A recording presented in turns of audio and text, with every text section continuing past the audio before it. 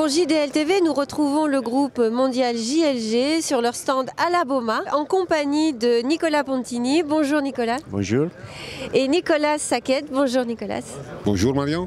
Nicolas Pontini, vous êtes le directeur général pour la France et l'Italie pour JLG. Est-ce que vous pouvez nous faire un rapide historique du groupe à l'échelle européenne plutôt ? Oui, JLG, c'est une entreprise dans les États-Unis. Elle est entrée en Europe en 1977 avec une ouverture d'une succursale en Angleterre. C'était la première étape dans les marchés de l'Europe. En 2002, nous sommes partis avec un site de production en Belgique. En 2003, nous avons acheté une entreprise en France, en Tonens, où nous faisons les toucans. C'est un produit très important aussi pour le marché français. Et avant, nous avons acheté les Power Tower, les Low Level Access en UK, les Innova en 2023, où nous faisons nacelle, ranier et dampère.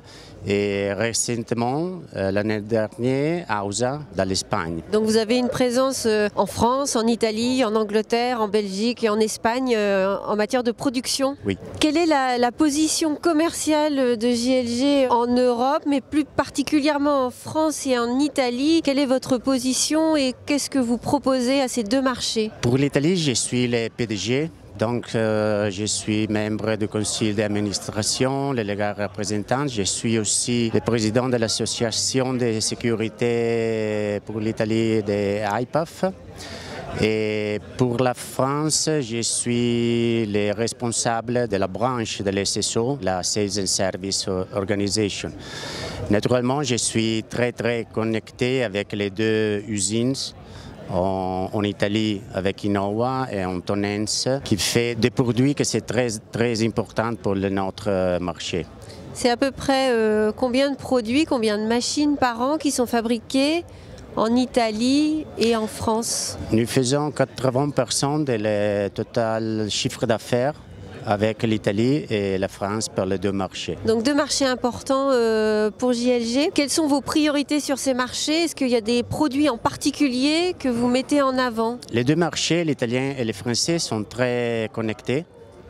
Et donc la priorité, c'est maximiser les synergies dans les deux pays parce que les deux usines sont très importantes. Donc nous voulons améliorer la livraison, la disponibilité de les nacelles pour les deux paris et l'intégration aussi de l'autre marque de JLG, donc de Innova et de AUSA, de Power Tower. Où est-ce que vous produisez vos produits, nacelles araignées et puis après les dumpers? Est-ce que vous dissociez les marchés en termes de production et après vous mutualisez au niveau commercial? Comment ça s'organise chez vous? Dans l'usine de Innova en Italie, nous faisons tous les nacelles et plus les raniers de Innova et de JLG et aussi les dampers. En Tonens, en France, nous faisons tous les toucans et aussi les stock pickers, les DSP pour l'industriel. Comment vous restez concurrentiel et en adéquation dans un marché qui est parfois très occupé? Nous voulons anticiper la demande des clients et les besoins du marché, donc nous ne voulons pas seulement observer. Nous favorisons l'innovation et le développement des produits pour l'année à venir. Merci Nicolas Pontini. Merci. On va passer la parole à Nicolas Saquet. Vous êtes en charge du développement des produits sur le marché EMEA. Donc on parlait d'innovation et c'est un peu la clé du succès. Aujourd'hui, chez JLG, comment c'est structuré au niveau de la recherche et développement? La société JLG, c'est une société on travaille au niveau global, donc on est partout en fait. On a de la R&D partout, mais au niveau européen, on a des départements de R&D à côté des usines de production. Donc on a 4 entités à l'Angleterre, à l'Italie, en France et en Espagne.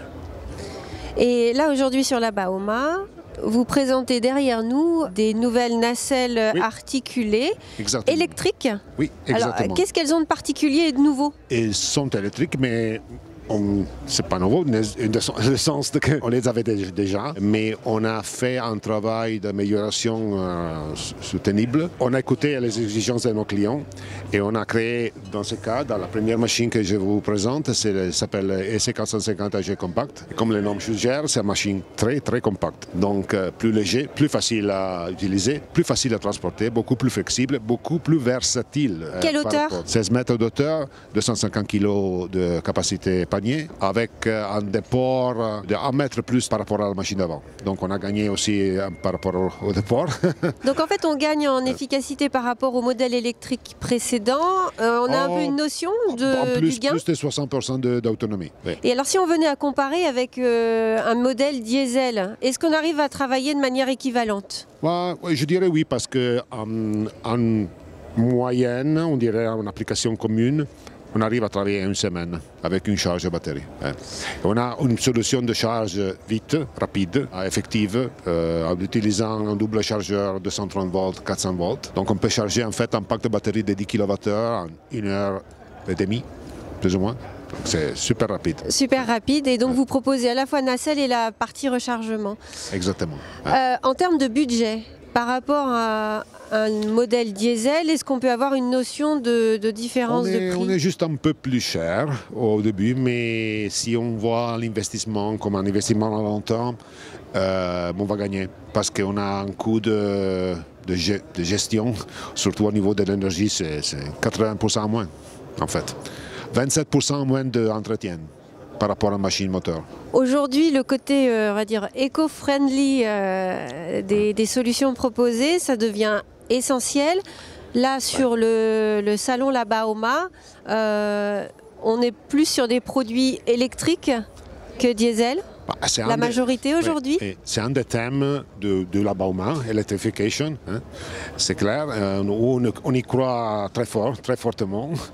On vient de présenter des produits électriques de plus en plus efficients, on dirait, et donc de plus en plus connectés aussi. Ça fait partie de la partie sustainability, hein, donc connectivity. Et voilà, ça c'est le centre-pièce de notre stratégie pour le futur. Ouais. Tout à l'heure, vous avez parlé de Nicolas Pontini de digitalisation de produits connectés. Qu'est-ce que vous proposez dans la gestion de flotte des nacelles, de vos parcs machines? Est-ce qu'il y a des innovations qui sont présentées aujourd'hui? Alors, toutes nos machines aujourd'hui sont équipées standard de le système Clear Sky Smart Fleet. C'est un système télématique très innovatif. C'est très innovatif parce qu'on offre des données riches, comme on dit, qui sont en fait seulement disponibles à travers le constructeur, on dirait. Et donc c'est un pas en plus avant qu'un simple système de géolocalisation avec un compteur de hors moteur, c'est beaucoup plus. C'est des données riches qui nous permettent de gérer la flotte d'une façon plus efficiente. On a implémenté un système en pensant aux travailleurs de la société de location, par exemple, qui sont en charge de l'entretien du service. Et donc on a une application aussi pour eux. Ils peuvent l'utiliser, Clear Smart Fleet, sur un smartphone. Ça nous donne pas mal d'avantages dans la gestion journalière du travail. Ça permet aussi de mesurer la consommation des machines et... Oui, bien sûr. Bien sûr, la consommation carburant dans un cas de machine thermique ou la consommation d'énergie dans un cas de machine électrique, comme on vient de dire. Absolument.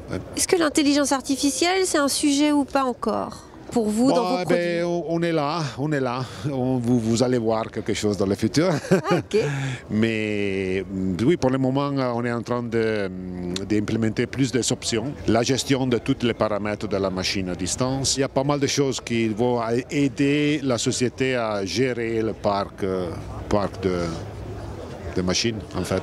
Nicolas Pontini, dernier mot pour la fin de cette interview. Quels sont les objectifs pour les prochaines années, notamment sur la France et sur l'Italie pour JLG? Les projets sont maximiser les synergies dans les deux pays et absolument faire quelque chose de l'Europe pour l'Europe. C'est très important, absolument. Merci à tous les deux. Merci aussi de nous avoir parlé en français. Bravo à vous. C'est très sympa pour JDL TV en tout cas et ses abonnés. Et moi je vous dis à bientôt pour une prochaine émission.